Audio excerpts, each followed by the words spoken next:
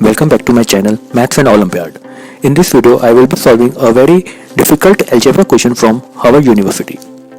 The question says whole square root of 6 minus square root of x equal to x minus 6. We are going to solve for the real values of x. Therefore, the expression inside the radical must be positive. 6 minus square root of x must be greater than equal to 0,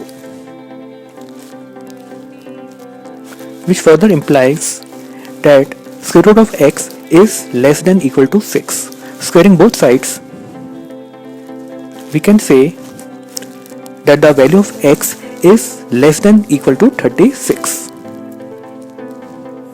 So any value over and above 36 will be rejected. Since LHS is positive, so we can say that x minus 6 must be greater than equal to 0, which further implies that the value of x is greater than equal to 6. So any value less than 6 will be rejected. So we have two conditions here, and if we combine these two conditions, we can say that the value of x must be greater than equal to 6 but less than equal to 36.